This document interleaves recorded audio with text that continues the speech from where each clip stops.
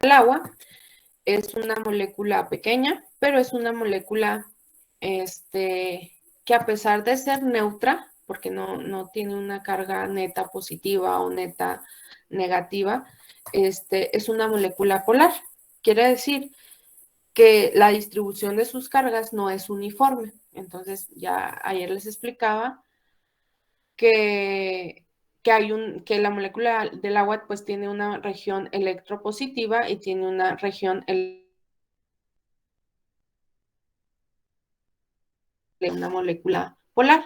Por lo mismo, esto permite que interaccione con otras moléculas de agua, formando pues los famosos puentes de hidrógeno.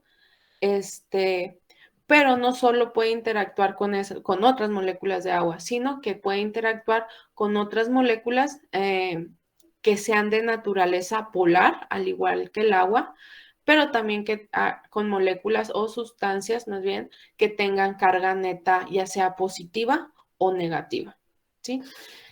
Entonces, esto finalmente hace que el agua pues sea un excelente solvente.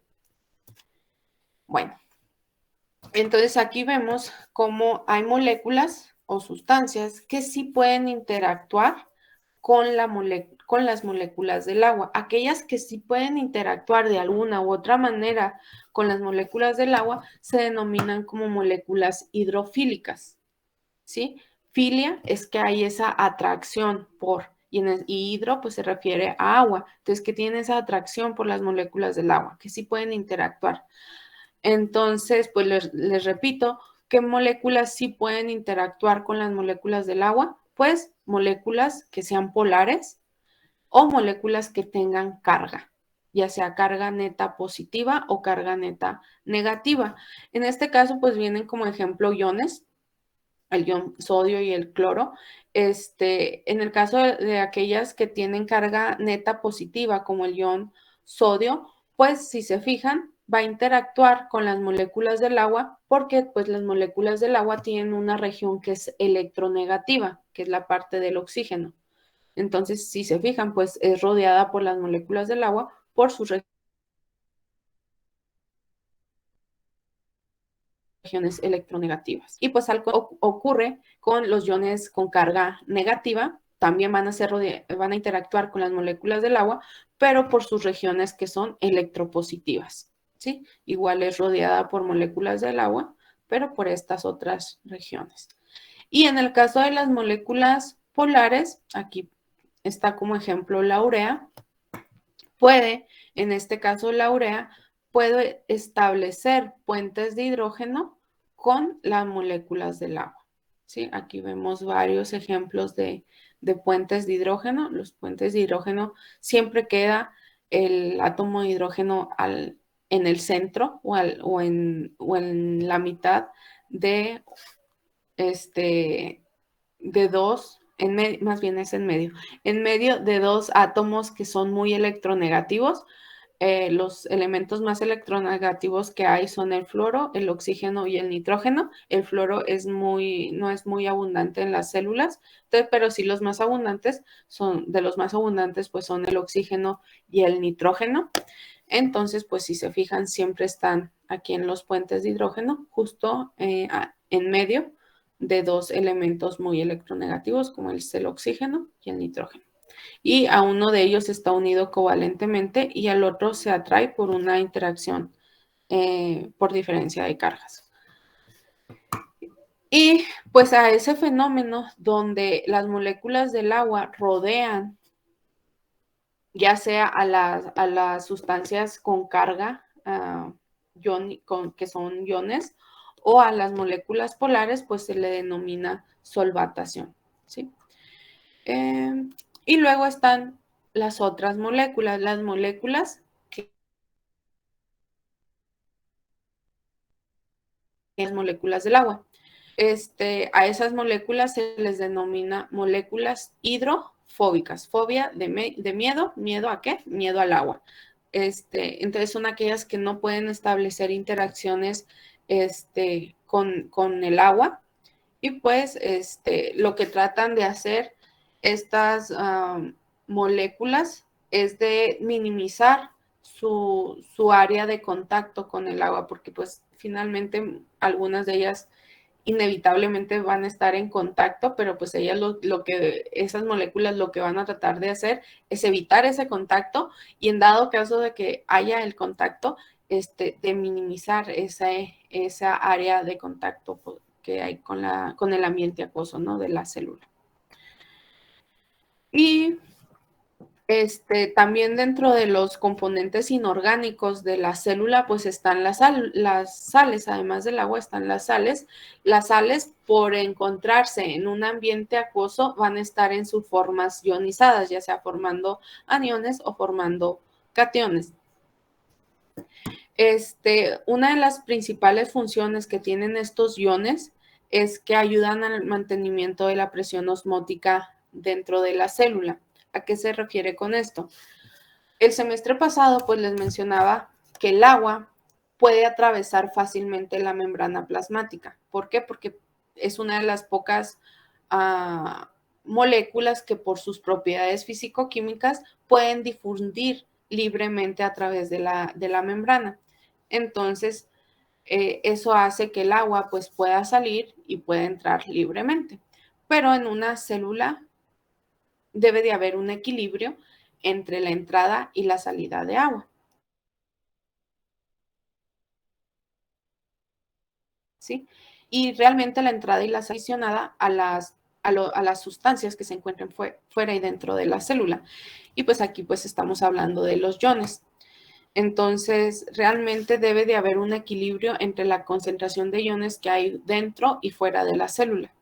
Si se pierde, por ejemplo, ese equilibrio, si en un momento dado llega a haber mayor concentración de iones dentro de la célula que fuera, el agua va a tratar de equilibrar eso y va a empezar a entrar a la célula para tratar de disminuir la concentración de esos iones. Y pues el agua empieza a entrar, hasta que la célula se va hinchando, hasta que se lisa, ¿sí? Y pues eso no es bueno, ¿verdad? Y ocurre también lo contrario. Lo opuesto, pues sería que hay mayor concentración de iones fuera de la célula que dentro, entonces el agua se va siguiendo los iones, entonces se empieza a salir de la célula, entonces la célula se empieza a hacer chiquita, y aparte, y pues eso finalmente viene afectando la viabilidad de la célula, ¿sí? Entonces, pues debe de haber, les recuerdo, ese equilibrio entre las concentraciones de iones dentro y fuera de la célula. Sin embargo, cada ion ya en particular tiene concentraciones diferentes dentro y fuera de la célula. O sea, si ya sacamos como que un promedio, debe de ser el mismo dentro y fuera de la célula. Pero ya si nos vamos nos fijamos en un ion en particular, las concentraciones sí pueden variar. Por ejemplo, en el caso del potasio hay una mayor concentración en el interior de la célula en comparación con el que hay fuera de la célula.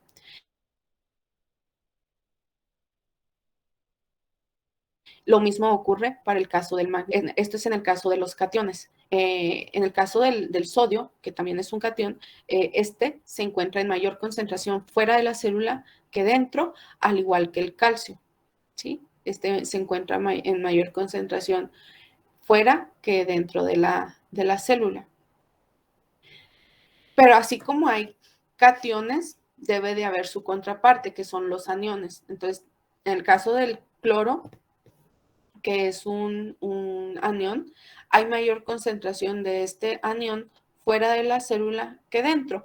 Pero para equilibrar las cargas positivas que hay dentro de la célula, como pues hay poquito cloro, están los aniones orgánicos, que están dados por las proteínas, por ejemplo, y por los grupos fosfato, por ejemplo, de los ácidos nucleicos.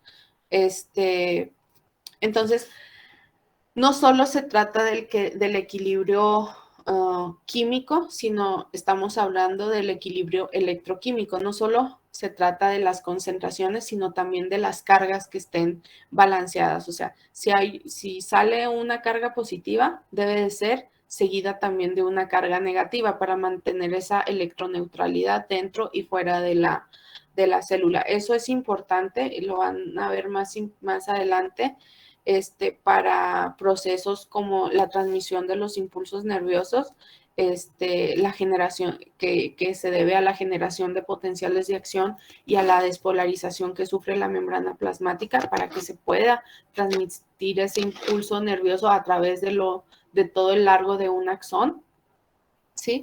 Entonces, bueno, pues eso sería otra función que tienen los iones, ¿no? Y también muchos de estos iones actúan como cofactores, los más importantes o los que normalmente funcionan como cofactores están, por ejemplo, el magnesio, el manganeso, aquí no viene indicado, pero también está presente dentro de la célula, el zinc, el hierro, hay proteínas pues que requieren de estos iones metálicos. El calcio también hay muchas proteínas que requieren de estar unidas a iones de calcio para poder ser funcionales. Entonces, pues también es otra de las funciones que cumplen estos iones. Luego están las proteínas. Una vez que dejamos de lado el agua, las más abundantes son las proteínas dentro de la célula. Las proteínas son una unidad, es la unidad estructural a partir de las cuales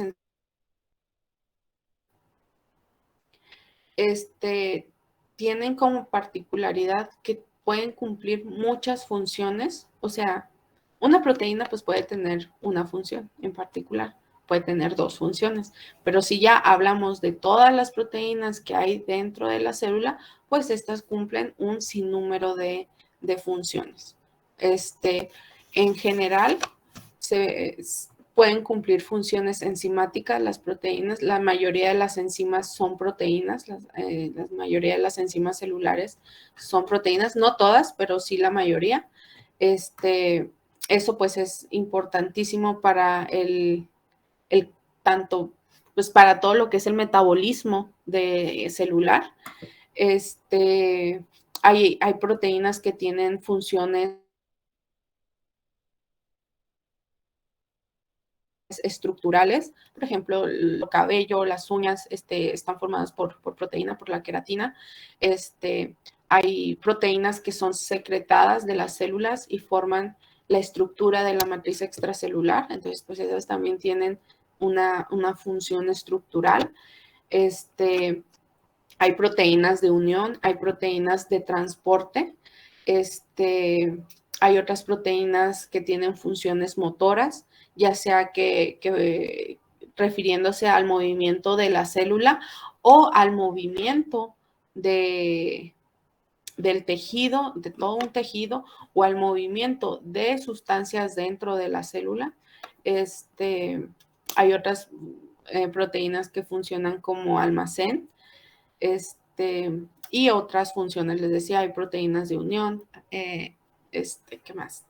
Y pues otras muchas funciones. Y también, pues algo que les debe de quedar claro, y ya se los había mencionado el semestre pasado, es que en el caso de las proteínas, para que éstas sean funcionales, deben de tener la estructura correcta. O sea, las proteínas son muy flexibles y pueden adquirir muchas formas posibles. Pueden tener muchas formas posibles, pero solamente una es la que les permite realizar la función para la que están destinadas, ¿sí? Entonces, de ahí que la estructura dicta la función. Si una proteína no llega a tener su estructura normal, entonces su función se va a ver afectada, su función puede desaparecer, su función se puede incrementar, lo cual no necesariamente es bueno para la célula, o la función puede disminuir también, que no sería bueno para realmente se ve afectada la función, ¿sí? Y pues eso afecta obviamente el comportamiento de la célula. En cuanto a la estructura de las proteínas están formadas por aminoácidos. Esta es la estructura de un aminoácido. Todos los aminoácidos tienen una estructura similar, no igual, pero sí similar.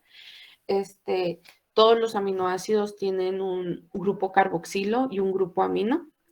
Y ambos grupos funcionales están unidos a un átomo de carbono. A este átomo de carbono se le denomina carbono alfa. Y a este carbono alfa también tiene unido, perdón, un átomo de hidrógeno. Entonces, todos los aminoácidos tienen esta parte en común. Lo que difiere de un aminoácido a otro es la cadena lateral. Es el otro grupo funcional que está unido al carbono alfa. El carbono alfa va a tener 4 enlaces, va a tener 4 enlaces covalentes. Y pues en uno está el grupo amino, en el otro está el grupo carboxilo y otro está el átomo de hidrógeno, y en el cuarto es lo que difiere entre un aminoácido y otro, es lo que se denomina la cadena lateral o el grupo R. En este caso, pues en este ejemplo, pues está un grupo metilo. Eso indica que el aminoácido del que se trata es la alanina, pero existen 20 posibles aminoácidos que pueden formar parte de la estructura de las proteínas. Si aquí, por ejemplo, en lugar de un grupo metilo hubiera otro atando de la alanina, si no estaríamos hablando de la glicina. Entonces, les repito, estos 20 aminoácidos pues son los que forman las estructuras de las proteínas. Imagínense la posibilidad de combinaciones en las que se pueden unir estos aminoácidos. Entonces, pues también por eso la gran diversidad de proteínas que hay dentro de la célula. Dentro de los aminoácidos, pues hay aminoácidos no polares y hay aminoácidos polares. Hay unos que son polares pero sin carga, y hay unos que tienen carga neta positiva, y hay otros que tienen una carga neta negativa. También los aminoácidos tienen como característica que al poseer un grupo carboxilo, pues este grupo carboxilo puede donar un protón y los grupos y quedar en su forma ionizada.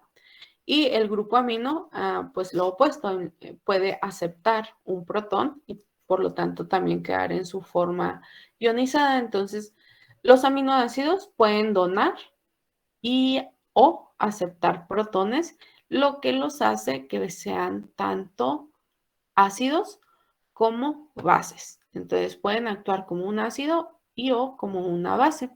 Y a esa característica pues se le denomina que son anfóteros, que pueden ser ácidos o bases.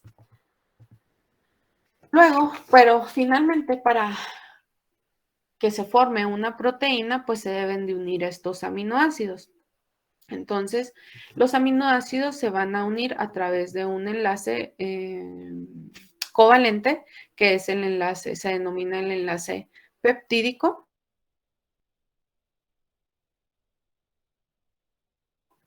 El enlace puede unir el grupo carboxilo del primer aminoácido con el grupo amino del segundo aminoácido. Aquí están reaccionando a través de una reacción de condensación y se libera una molécula de agua. Aquí ya está el enlace peptídico formado y ya pues se formó un dipéptido.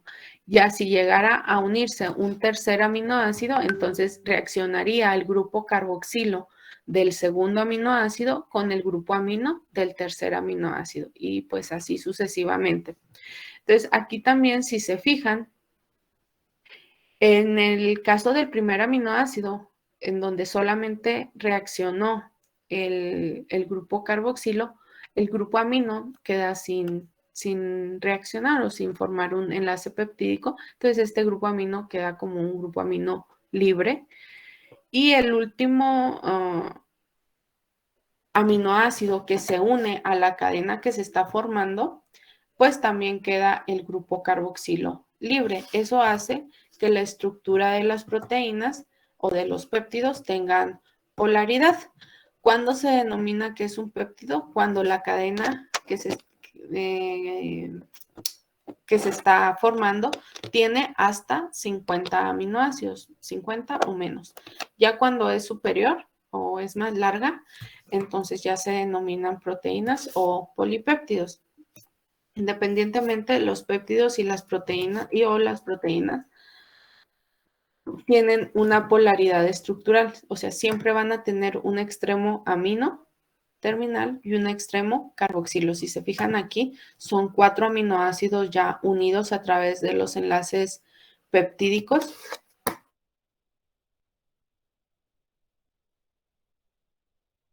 Y pero siempre pues queda libre el extremo, el grupo amino, y se le denomina pues el extremo amino terminal o N-terminal. Y del último aminoácido que se une a la cadena en crecimiento, pues queda libre el grupo carboxilo, y pues a este extremo se le denomina carboxilo terminal o C-terminal. También, si se fijan en lo que está en gris, que es esta parte, a esta parte de la cadena polipeptídica se le denomina esqueleto peptídico, porque es la parte que contiene los enlaces peptídicos. Entonces siempre es lo mismo, independientemente del tipo de, de proteína, todas tienen el mismo esqueleto peptídico. Lo único que va a cambiar es la longitud. Ya ahí dependiendo de la cantidad de aminoácidos de la que estén conformados, pero siempre es la misma secuencia. Siempre se empieza por el extremo amino terminal, luego sigue el carbono alfa, enlace peptídico, carbono alfa, enlace peptídico, carbono alfa, enlace peptídico, carbono alfa, y termina con el extremo carboxilo terminal. Y si aquí se uniera otro aminoácido, entonces aquí en lugar de extremo sería enlace peptídico, carbono alfa, y luego otra vez el extremo carboxilo terminal. Entonces a esto que está en gris se le denomina, les repito, esqueleto peptídico, y ya pues quedan las cadenas laterales, que finalmente las cadenas laterales de cada aminoácido pues es lo que hace única a cada una de las proteínas, ¿sí?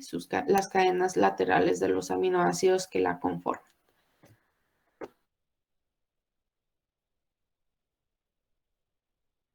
Luego, esa cadena lateral, que es el peptídico, o esa cadena polipeptídica, ya el péptido en general, finalmente se tiene que plegar, tiene que adquirir su conformación, que les digo que es muy importante para que la proteína pues sea funcional.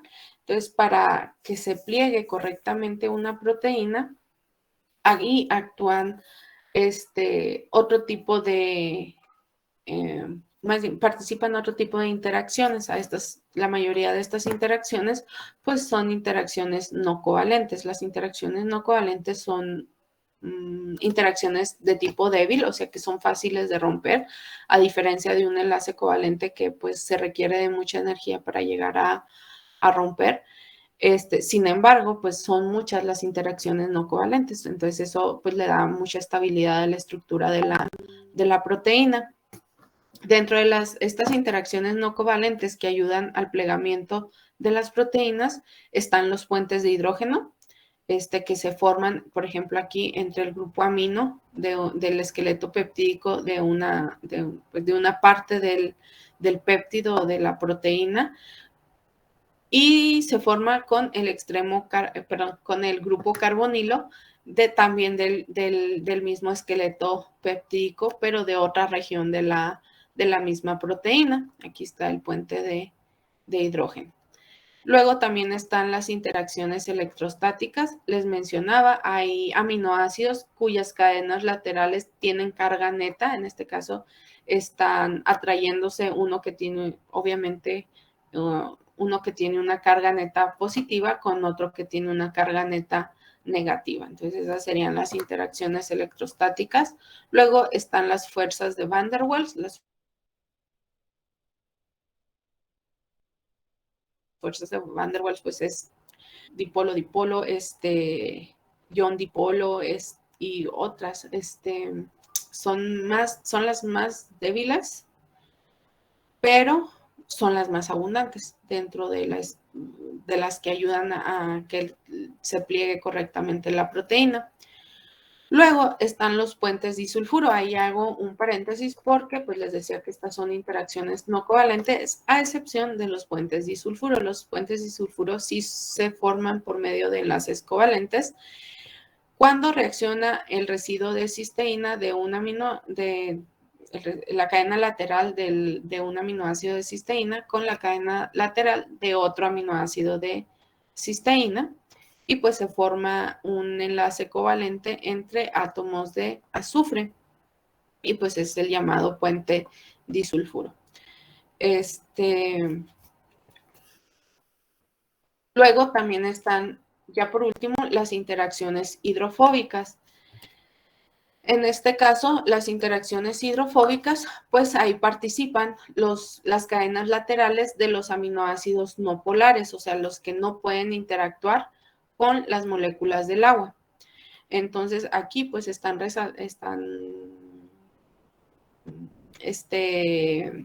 esquematizados esas cadenas laterales como esferas verdes, las cadenas laterales de los aminoácidos no polares. Y pues acuérdense, al estar esta proteína en un ambiente acuoso, al momento de plegarse, pues estas cadenas laterales pues van a tratar de evitar su contacto con el agua, era lo que les mencionaba ahorita. Y pues entonces al momento en el que se pliega la proteína,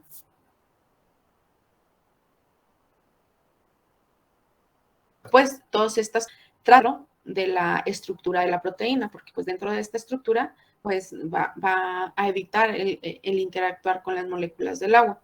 Y al contrario, las otras cadenas laterales, ya sea de los aminoácidos con carga neta positiva, con carga neta negativa, o que son polares, pues quedan en la parte externa de la estructura de la proteína, y pues estos sí pueden interactuar con el medio acuoso que rodea a la proteína.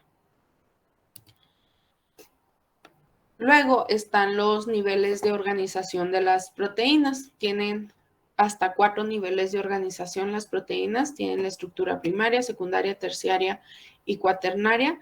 La estructura primaria se refiere específicamente al orden en el que están dispuestos los aminoácidos. Entonces, pues sería aquí, por ejemplo, glicina, leucina, valina, lisina, lisina, glicina, etcétera, ¿no? Es el orden en el que están los aminoácidos.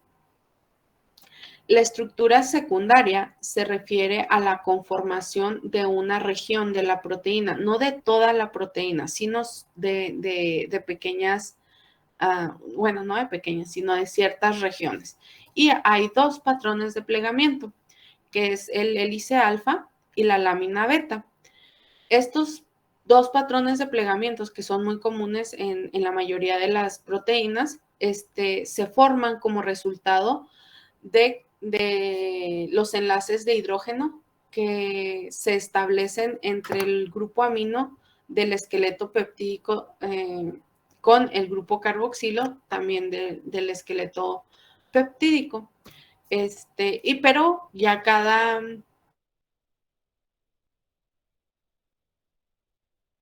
tanto la hélice alfa y la tienen características muy particulares. En el caso de la hélice alfa, pues como su nombre lo dice, el plegamiento o la conformación local que adquiere la proteína es en forma de una hélice que tiene giro dextrógiro. Aquí en la cintilla está representado únicamente el esqueleto peptídico de esa región del polipéptido. Y pues esta estructura se estabiliza con puentes de hidrógeno. Era lo que les mencionaba. Los que están aquí en rojito serían la formación de los puentes de hidrógeno. Por ejemplo, aquí más o menos se formaría un puente de hidrógeno aquí, otro como por acá, así, para estabilizar la estructura de la hélice alfa. Aquí vemos, en el caso de la hélice alfa, se forma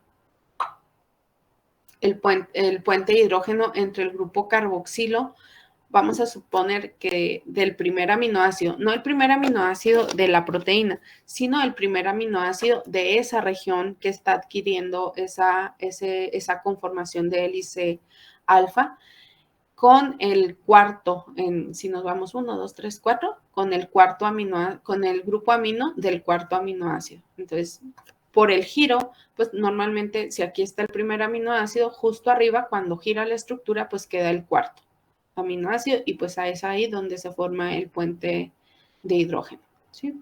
Y si se fijan también aquí en esta imagen, las cadenas laterales de los aminoácidos quedan hacia la parte externa de la hélice, ¿sí? Quedan proyectados hacia afuera de la hélice. Ya después en bioquímica van a ver otras características, ¿no?, de esta conformación. La lámina beta, pues como su nombre lo indica, aquí la forma o la conformación es una estructura plana, ¿sí? Así como si fuera una hoja, por eso lámina, ¿no? Entonces, igual aquí en las flechas está indicado únicamente el esqueleto peptídico, y pues también es estabilizado por la formación de puentes de hidrógeno entre el esqueleto peptídico de la proteína. Y en esta, como tiene una estructura en forma de lámina o de hoja, los grupos, las cadenas laterales o los grupos R de los aminoácidos quedan proyectados hacia arriba o hacia abajo de esa lámina, ¿sí? De esa estructura laminar. Y también, también hay dos posibles como configuraciones o conformaciones de la lámina beta. Puede ser lámina beta paralela o antiparalela. Esta es la antiparalela. Las flechitas indican los sitios de la proteína donde hay esta estructura de lámina beta.